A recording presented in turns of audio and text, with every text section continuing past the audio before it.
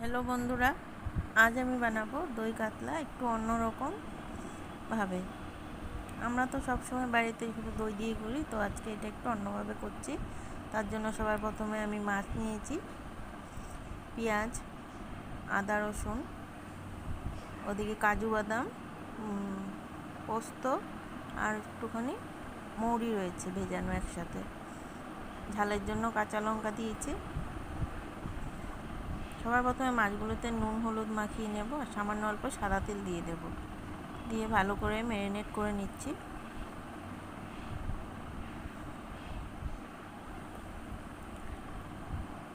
মাখানো ভালো করে এটা মাখিয়ে নিয়ে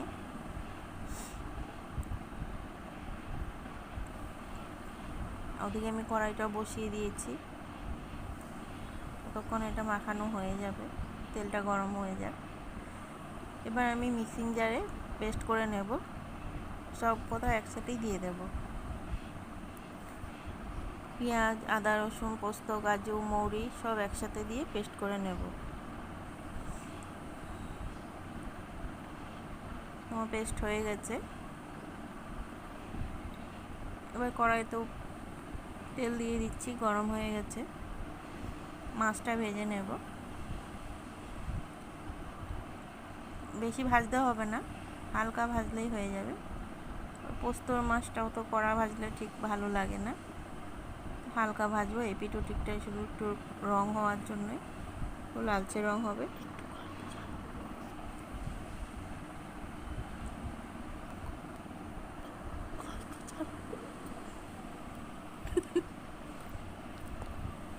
হয়ে গেছে,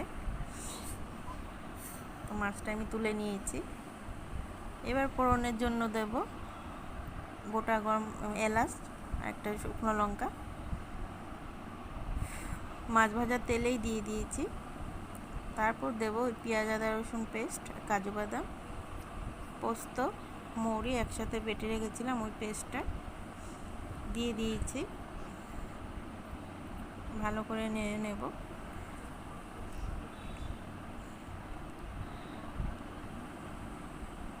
ভালো করে কষাতে হবে। দইটা আমি জল ঝরিয়ে রেখেছি।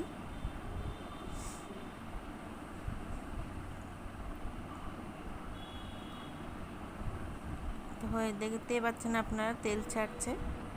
এবার মশলাগুলো দিয়ে দিচ্ছি। জিরে গুঁড়ো, ধনা গুঁড়ো, লঙ্কা গুঁড়ো আমি দেবো না, কারণ আমি শুকনো লঙ্কা আর কাঁচা লঙ্কা দেবো। হলুদ, নুন, আপনারা একটু সামান্য পরিমাণ চিনি দিয়ে দেবেন।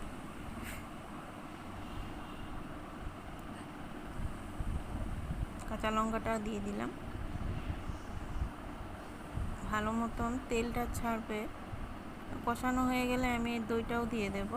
আর একটা কথা মনে রাখবেন, যখন দই দেবেন তখন গ্যাসের আঁচটা একদম কমিয়ে রাখবেন, না হয়তো দইটা ফেটে যাবে। আমি দইটা দিয়ে দিলাম। ভালো করে মিলিয়ে নিতে হবে।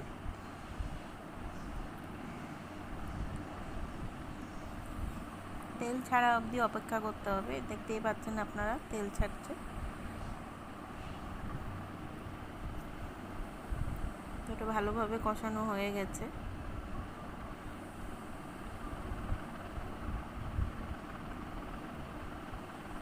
তো আমি জলটাও দিয়ে দিচ্ছি।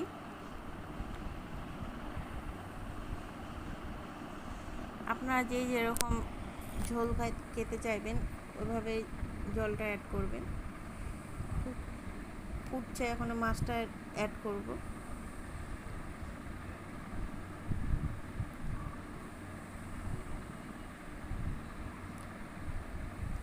এইভাবে একবার ট্রাই করে দেখবেন বাড়িতে। ট্রাই করে কমেন্টে অবশ্যই আমাকে জানাবেন। তো দেখতেই পাচ্ছেন আমার ঝোলটা হয়ে এসছে। মাছটা নামানোর আগে সামান্য একটুখানি গরম মশলা ছড়িয়ে দেবেন। আপনারা চাইলে ধনে পাতাও ব্যবহার করতে পারবেন, আমি দিইনি। হয়ে গেছে, তো এদিক ওদিক নাড়া করে নামিয়ে নেব।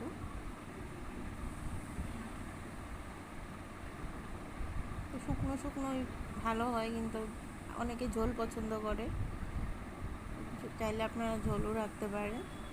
তো হয়ে গেছে। কেমন লাগলো আমার মাছটা রেসিপি? রেডি হয়ে গেছে। ভালো লাগলো অবশ্যই লাইক কমেন্ট শেয়ার করবেন।